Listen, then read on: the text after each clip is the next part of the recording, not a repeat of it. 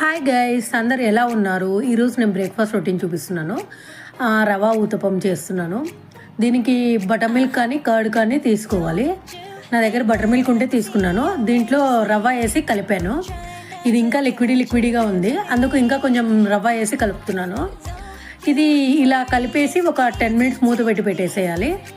తర్వాత దీంట్లోకి తురుముకున్న క్యారెట్, పచ్చిమిర్చి ముక్కలు, క్యాప్సికమ్ ముక్కలు, ఆనియన్స్, టమాటోస్ అన్నీ కలిపాను.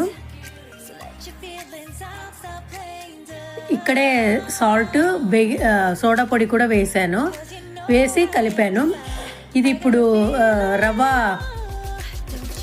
మజ్జిగనంతా పీల్చుకుని గట్టిగా అయిపోయింది.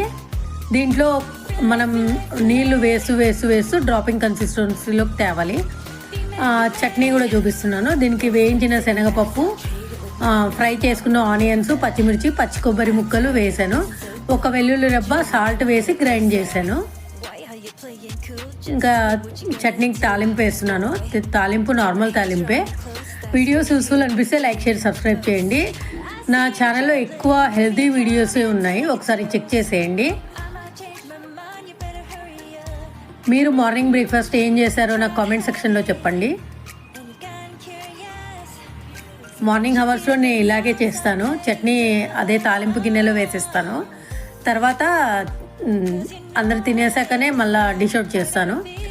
ఆ ఊతప్పం ఇది ఊతప్పం లాగా పరుచుకోవాలి. ఇది కలర్ఫుల్గా బాగుంటుంది. అన్ని వెజిటబుల్స్ యాడ్ అవుతాయి కాబట్టి చాలా హెల్తీ.